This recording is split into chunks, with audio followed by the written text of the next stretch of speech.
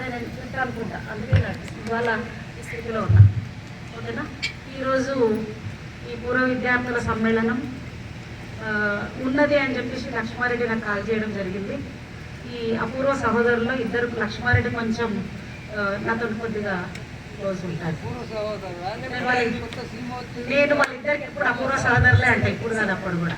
అయితే చెప్పగానే ఇది మీకు ఇన్విటేషన్ కాదు టీచర్, ప్రోగ్రామ్ ఉంది అని చెప్తున్నా. ఏమవుతుందో ఇది ఎవరికి చెప్పకండి, ఏమవుతుందో చూద్దామన్నారు. లాస్ట్ దాకా 2-3 రోజులు అయితే కార్యక్రమం స్టార్ట్ అవుతుంది అన్నారు. ఇప్పుడు భగత్ సింగ్ స్టేటస్ చూసినాను నేను. అప్పుడు అమ్మయ్య ప్రోగ్రామ్ ఉంది అనుకున్నా. అయితే అంతకన్నా ముందు నా పరిచయం చేసుకుంటా. శైలజ నా పేరు. 91లో నేను ఎద్దుమైలారంలో 1 year 3 months పాపను తీసుకొని రావడం జరిగింది. నా భర్త ప్రభులింగం, ఆయన బీడీఎల్లో ఎంప్లాయ్గా చేసి రిటైర్డ్ అయ్యారు.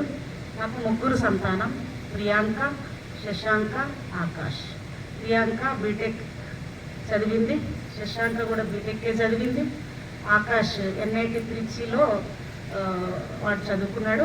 ఇవాళ నా 3 పిల్లలు కూడా చాలా మంచి ఉన్నత స్థితిలో ఉన్నారు. మా కొడుకు కూడా మొన్న ఈ మధ్యలో ఒక వారం రోజుల కింద బెంగళూరులో ఉంటాడు. ఆయన O9 సొల్యూషన్లో ఇప్పుడు మా బాబు డైరెక్టర్గా మొన్ననే ప్రమోషన్ తీసుకున్నాడు. అదంతా ఎందుకు చెప్తున్నా అంటే, ఇందాక మాణిక్రెడ్డి అన్నట్టు నేను సార్ అన్నాను, ఎందుకంటే ఆనా చూసి కూడా ఆయన నాకు ఎందుకు కొంచెం చనువు అనిపిస్తుంది.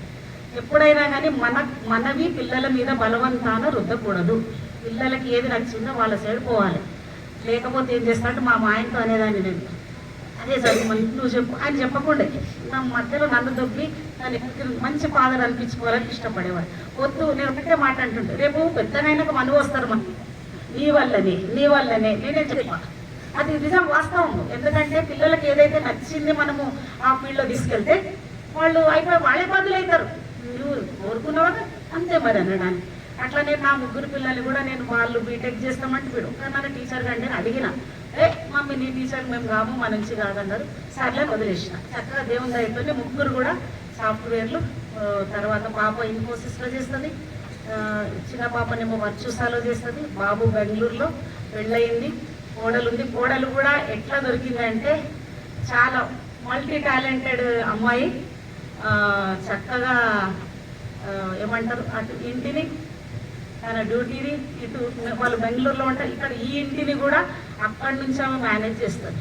ప్రతిరోజు కూడా నేను నా కోడలు ఫ్రెండ్స్ లాగా ఉండి డైలీ 1 hour మాట్లాడుకుంటాం. మాట్లాడకపోతే నాకు బేచైన్ అవుతుంది, అక్కడ ఆమెకు బేచైన్. టైం డిస్టర్బ్ చేసుకోం, ఒకటే మెసేజ్ పెట్టుకుంటాం. నేను అత్త కదా మాట్లాడాలని ఎప్పుడు కూడా అనుకోను. ఖాళీగా ఉన్నావు ఎక్కువ మట్టుకు వాళ్ళకే వదిలేస్తా.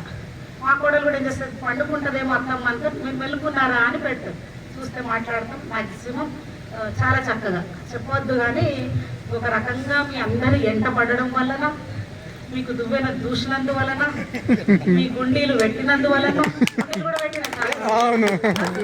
ఇవన్నీ చేసినందువలన తెలియదు. నేను ఏది చేసినా నా డ్యూటీ విషయంలో నాకు నా తల్లిదండ్రులు చెప్పింది డిసిప్లిన్. నాకు మా నాన్న నాకు డిసిప్లిన్లో, చదవడములో కరెక్ట్గా రాయడములో నా అమ్మ. ఆమె కూర్చోబెట్టి అప్పటికి ద్విత్వాక్షరాలు సంయుక్తాక్షరాలు బాగా చెప్పేది. మా అమ్మ చెప్తుంటే పడ్డెల్లమ్మ, పుల్లమ్మ, మల్లమ్మ ఏం చెప్తుంది నీ అమ్మ అనుకుంటుంటే బయట అనకపోయేది. చాలా టైగర్ మా అమ్మ. ఆమె ముందర భయం అయ్యేది.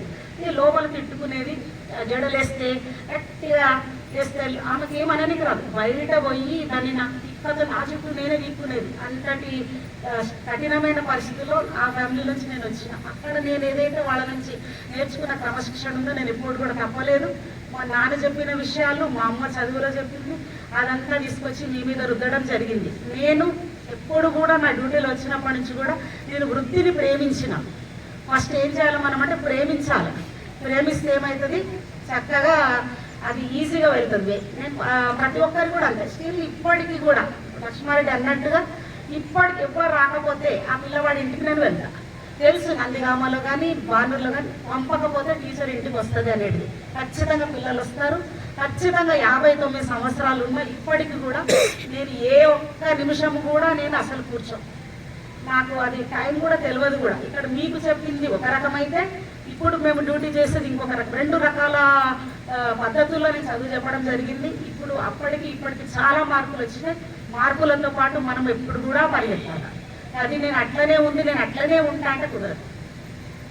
ఎందుకంటే వాస్తవంగా ఏమి మారుతుంది, దాంతోపాటు మనం ముందుకు వెళ్తేనే మనకు మనుగడ అనేది ఉంటుంది. కాబట్టి సార్ అన్నట్టుగా పోకడలు కొత్తవి వస్తున్నాయి కాబట్టి మన పిల్లలను అప్డేట్ చేయాలి. ఇంకా ఒకటి, పిల్లలకు ఫస్ట్గా మారల్ వాల్యూస్ అనేవి చెప్పాలి. ఇంకా అర్థమైంది, పిల్లలకు తెలియాలి. ఎందుకంటే ఇవాళ రేపు బాగా అసలు పిల్లల్ని నమ్మి బయటకు నేను చూస్తూ ఉంటా. ఏ బస్ స్టాండ్లలో ఏమన్నా కనిపిస్తే గెలుపుగా ఇట్లు తింటే వస్తా, అయినా నాకు ఆనందం అవుతుంది. నేను ఒక మంచి పని చేసిన తృప్తిగా నాకు ఉంటుంది. కాబట్టి మన పిల్లల్ని మనము నమ్మండి. ఫస్ట్ ముఖ్యంగా ఆడపిల్లల్ని కానీ మగపిల్లల్ని మనం చెప్పుకోవాలి. మన పిల్లల్ని ఎలా ఉంటే బాగుంటుంది లైఫ్ అనేది మనం చెప్పాలి. అదేవిధంగా ఆ రకంగా ఉంటే ఏమవుతుందంటే మనకు యథార్థం ఉంటుంది. లేకపోతే ప్రతిసారి కూర్చుంటే ఏమవుతుందో ఏమో, నిలబడితే ఏమో, ఏ కాదు అయ్యేదే అవుతుంది. మనము మొదటి అందుకే పాజిటివ్ యాటిట్యూడ్ పెట్టుకోవాలి. అవుతుందా కాదా, ఇందాక మాణిరెడ్డి గారు అన్నట్టు అవుతుందా కాదా వేరే విషయం. ఫస్ట్ అది మన లోపల పాజిటివ్ అవుతుందనే విజన్తోనే మనం ముందుకు వెళ్ళాలి. అర్థమైందా? అది ఇంకా ఏమో కానీ మొత్తానికైతే చాలా హ్యాపీగా ఉంది నా ఫ్యామిలీ. నేనైతే హ్యాపీగా ఉన్నా. మా కొడుకు ముఖ్యంగా లాస్ట్ నాకు ఏంటంటే అందరూ కోరుకునేది చివరి రోజులు ఎలా గడుస్తుంది, నా సంసారం అనే నావ కరెక్ట్గానే వెళ్తున్నది. అది ఎలా నడిపించుకోవాలని నాకు తెలుసు. కాబట్టి మా పిల్లలు కూడా ఒకడే కొడుకున్నారు కాబట్టి వాడు ప్రతిదీ కూడా అది చెప్పుకోదు. ఎక్కువ చెప్పుకుంటేనే అది గొప్ప అవుతుందేమో. కానీ ఒక స్టార్ కేటగిరీ వాడు. అది ఎందుకంటే ఏది చెప్పినా నాకు ఎదురు చెప్పాడు. నేను చెప్పాను, నేను ఎక్కువ చెప్పాను, వాడు నాకు ఎదురు చెప్పాడు. చెప్పిన అనుకో ఎదురు ఉండదు. ఇక ఇంట్లో నా పతి దేవుడు కానీ పిల్లలు కానీ నేను చెప్పినంటే దానికి మోన్ ఎవరు అన్నారు. ఎందుకంటే నేను ఆలోచించేది కూడా కుటుంబం గురించే కాబట్టి మీరు కూడా ఇంకొకటి ఏం చెప్తున్నా అంటే, మీరు తల్లిదండ్రులను ప్రేమించండి ఫస్ట్. నేను అదొకటే కోరుతున్నా. తోబుట్టులను ప్రేమించండి. ఏమైనా ఉంటే మీకు సమస్యలు ఉంటే నాకు చెప్పండి. నేను ఖచ్చితంగా మీ పిల్లలందరికీ నాకు చాతగతి, నాకు లక్ష్మణుడు ఎన్నిసార్లు అంటాడు, ఏం చాతగతి ఎందుకు వస్తావు టీచర్ అంటాడు. నాకు ఊరుకుందా మనసు. నాకు ఎవరో ఏమో అయిందంటే అది నాకైనట్టే ఉంటుంది. ఆ పిల్లలు చనిపోయి నా ముందల పిల్లలు వాళ్ళు ఏమో అయిందంటే అసలు వాళ్ళ కార్యక్రమాలకు మేము హాజరు కావడం అనేది చాలా దుఃఖమైన విషయం అది. కాబట్టి అంటూ ఉంటాడు ఏమొస్తుందో నాకు ఊరుకుండదు, ఊరికే అంటాడు. అయితే ఫస్ట్ అది ఏమైనా సమస్యలు ఉంటే పరిష్కరించుకుందాం, నేను వస్తా, ఇటు నచ్చ చెప్తా అటు నచ్చ చెప్తా, అందరూ కలిసి ఉండే. ఎందుకంటే ఉన్నది ఒక జీవితము, చాలా చిన్న జీవితం మనది. ఆ చిన్న జీవితంలో కూడా ఇంకా ఎంతనో కొంత మీరు దాదాపుగా నాకు తెలిసి 35, 36, 40 లోపల ఉన్నారు. సగం జీవితము అయిపోయింది. సరే తక్కువ చెప్పిన 40, సరే 40+ జీవితము మనం సగటుగా 60 సంవత్సరాలు అనుకుంటే 40 సంవత్సరాలు అయిపోయింది. మేము అదృష్టవంతులం 40 క్రాస్ చేసినాం. సో ఇంకా దేవుడి అనుగ్రహం ఉంటే 80 కూడా చేరుకుంటామని అనుకుంటాం. కాబట్టి ఉన్న కాలము కొంత అయినప్పుడు సరదాగా ఉండండి సరదాగా. వాళ్ళు మాట్లాడతలేరని మీరు మాట్లాడతలేని వాళ్ళు అలాంటివి చేయకండి. ఎందుకంటే ఏం లేదు, ఏ టైంలో ఏ నిమిషానికి ఏమి జరుగుతుందో ఏమి విసరదు అన్నట్టుగా అందరూ మంచిగా చూడండి. ఫోన్ చూడప్ప ఎవరు బాగా మా ఆయన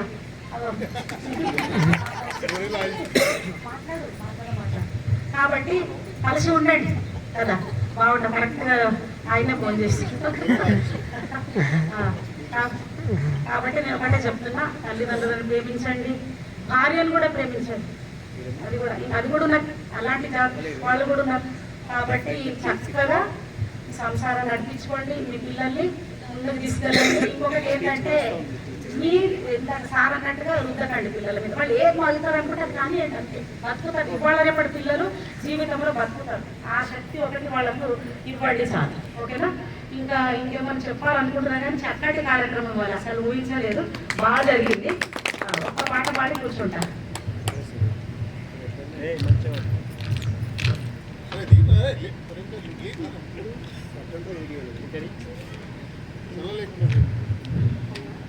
మీకు నేను వస్తాను బేట, అమ్మాయిలు కానీ అబ్బాయిలు కానీ మన సమస్యలు వస్తాయి. నాకు అన్ని సమస్యలు అంటే వేరే సమస్యలు ఫిజికల్గా కొన్ని డిస్టర్బెన్స్ అయినాయి. ఇంకొక సంతోషం ఏంటంటే ఇంకా అది కూడా చెప్తాను. లక్ష్మారెడ్డి నువ్వు కూడా రామ్ వచ్చినావు రోజు వచ్చినట్టే లక్ష్మారెడ్డి అండ్ అమ్మ. నాకు కిడ్నీ డ్యామేజ్ అయింది, సర్జరీ అయింది అన్నట్టు దానికి పోలేదు ఉంది. అదృష్టవంతురాలు అంటారు కదా, ఏదో చేయబోతే అది డ్యామేజ్ అయిందని చెప్పారు డాక్టర్లు. చెప్పేసరికి ఎవరికైనా మరి నేనేమి శాకాహారిని ఏం లేదు, యోగా టీచర్ని ఎక్కడైందంటే అయింది, మొత్తానికి అయింది. ఒక్కరోజు ఏడ్చిన, ఆ తర్వాత నాకు ఆప్తులకు చెప్పేసిన, ఒకరిద్దరికి చేసిన, ఇంటికి వచ్చిన, అయిపోయింది. ఏడ్చిన తెల్లారి మీరైతే ఏం చేస్తారు, దుప్పటి కప్పుకొని నాకు కిడ్నీ అని అంటారు కదా, నేను అట్లా అనలే. డ్యూటీకి వెళ్ళిపోయిన తర్వాత మా వాడు ఏదో తీసుకొని మొత్తం 2-3కి కిడ్నీ సర్జరీ అన్నది చేయించుకున్నా. లక్కీగా అది చిన్నగా ఉంది, ఒక కిడ్నీ ఉంది పట్టుకుంటా అని చెప్పేసి ధైర్యం. అట్లా చాలా వచ్చినాయి. బ్రెయిన్ సర్జరీ అయింది, బ్రెయిన్ సంబంధించి కూడా అయింది. కానీ నేను ఎప్పుడు కూడా భయపడ్డా. ఒక్కటిసారి భూమి మీద వచ్చినా చచ్చిపోతాం, మీరు ఉండడానికి వచ్చిన ఎవరైనా చచ్చిపోతామని వచ్చిన వాళ్ళకి ఎప్పుడు పోతే ఏమవుతుంది. సో నేను అట్లా అన్నప్పుడు దేవుడి అయితే నా సర్జరీ కూడా జరిగింది. నవ్వుకోకుండా థియేటర్లోకి వెళ్ళినా. మామూలుగా అయితే మీరు ఎంత రెస్ట్ తీసుకుంటారమ్మో బ్రెయిన్ సర్జరీ అయితే చెప్పండి, ఎన్ని నెలలు రెస్ట్ తీసుకుంటారు? నెలలు. Very good. నా కిడ్నీ సర్జరీ అయినప్పుడు 11 రోజులు రెస్ట్ తీసుకున్నా, 12వ రోజు నేను డ్యూటీలో ఉన్నా. అది నాకున్నటువంటి కాన్ఫిడెన్స్ లెవెల్స్. నేను భయపడను, కాకపోతే స్పీడ్గా పోలే, మెల్లగా పోయినా. తర్వాత బ్రెయిన్ సర్జరీ అయితే కూడా నేను లక్కీగా మే 6 అయింది, మే నెల మాత్రమే డ్యూటీలో అది ఉన్నా. రెస్ట్ జూన్లో మళ్ళీ స్టార్ట్ అయింది, వెళ్ళిపోయింది. ఫస్ట్ మనకు కాన్ఫిడెన్స్ అనేది ఉందా, ఏమైతుంది పోతాం ఒక రోజు. అయ్యో నేను పోతే ఎట్లనో ఏమో, సంసారం ఇంకా మనం పోతే ఇంకా బాగుంటుంది. అది తెలుసా మీకు? వాళ్ళు ఇంకా బాగా చేసుకుంటారు. లేదు ఎట్లా అమ్మలేదు కాబట్టి మనం మంచి చేసుకుంటాం. సో ఒకటే కోరుతున్నా, అందరినీ ప్రేమించండి, అమ్మ నాన్నలు మంచి చూసుకోండి, పెళ్ళాం పిల్లలు మంచి చూసుకోండి, మీ పిల్లలకు మంచి జీవితాన్ని ఇవ్వండి. చచ్చిపోతే మా అమ్మ మా నాన్న మాకు మంచి జీవితాన్ని ఇచ్చిపోయినా అనేది మాత్రం పేరు సంపాదించుకోండి. ఓకేనా? Thank you. నాకు ఉన్న 2 చేతులు అవి కొట్లాడుకుంటున్నవి, నాకు ఉన్న 2 చేతులు అవి కొట్లాడుకుంటున్నవి, మాటకు మాట్లాడలేక తిట్టుకుంటున్నవి, అవి కొట్లాడుకుంటున్నవి. నాకు ఉన్న 2 చేతులు అవి కొట్లాడుకుంటున్నవి, మాటకు మాట్లాడలేక తిట్టుకుంటున్నవి, అవి కొట్లాడుకుంటున్నవి. 2 కలిస్తేనే బలమన్న సంగతి గుర్తించలేకున్నవి, 2 కలిస్తేనే బలమన్న సంగతి గుర్తించలేకున్నవి, శబ్దం కలిగించే శక్తి ఉన్న సంగతి గుర్తుపట్టకున్నవి, అవి గుర్తించలేకున్నవి. నాకు ఉన్న 2 చేతులు అవి కొట్లాడుకుంటున్నవి, మాటకు మాట్లాడలేక తిట్టుకుంటున్నవి, అవి కొట్లాడుకుంటున్నవి. నేలమవడిలోన నాటిన గింజకు, నేలమవడిలోన నాటిన గింజకు 2 ఆకులే మొలకైతవి, నేలమవడిలోన నాటిన గింజకు 2 ఆకులే మొలకైతవి, మొలక లేకపోతే మొక్కెట్లా అంటారని కొమ్మలు అడుగుతున్నవి, చెట్లే చరిత్ర చెబుతున్నవి. నాకు ఉన్న 2 చేతులు అవి కొట్లాడుకుంటున్నవి, మాటకు మాట్లాడలేక తిట్టుకుంటున్నవి, అవి కొట్లాడుకుంటున్నవి. గౌరవానికి నేను గొప్పంటూ కుడి చెయ్యి ఎగిరెగిరి పడుతున్నది, గౌరవానికి నేను గొప్పంటూ కుడి చెయ్యి ఎగిరెగిరి పడుతున్నది, నేను లేకపోతే దండం ఎట్లంటారని ఎడమ చెయ్యి అంటున్నది, అది ఎక్కిరిస్తూ ఉన్నది. నాకు ఉన్న 2 చేతులు అవి కొట్లాడుకుంటున్నవి, మాటకు మాట్లాడలేక తిట్టుకుంటున్నవి, అవి కొట్లాడుకుంటున్నవి. పెళ్లి కాడ పెద్దల కాడ పొట్టే నాదన్నది, పెళ్లి కాడ పెద్దల కాడ పొట్టే నాదన్నది, బొట్టు పెట్టి కాడ నువ్వుంటావు గాని, బొట్టు పెట్టి కాడ నువ్వుంటావు గాని, తల వచ్చి తాళి గట్టుడే నాదన్నది, తాళి గట్టుడే నాదన్నది. ఇన్ని చెప్పిన నీ గొప్పతనం ఏందో ఒక్కటే చెప్పన్నది, ఇన్ని చెప్పిన నీ గొప్పతనం ఏందో ఒక్కటే చెప్పన్నది. ఎడమ చెయ్యి కుడి చెయ్యి నడుగుతున్నది, కుడి చెయ్యి ఎడమ చెయ్యి నడుగుతున్నది. అన్ని చెప్పను గాని ఒక్కటే చెప్పుతా, అన్నీ చెప్పను గాను ఒక్కటే చెప్పుతా, అమెరికా ప్రెసిడెంట్ ఒబామా సంతకము నాదే అంటున్నది, అది నాదే అంటున్నది. అప్పుడు ఆ రెండు చేతులు ఒక్కటబూచున్నవి, కలిసి చప్పట్లు కొడుతున్నవి, కలిసి చప్పట్లు కొడుతున్నవి, కలిసి చప్పట్లు కొడుతున్నవి. Thank you. అదే గుర్తుపెట్టుకుంటారు పిల్లలు, ఇంతకన్నా మించి ఏం లేదు. చక్కగా ఉండండి. సర్వేజన సుఖినో భవంతు.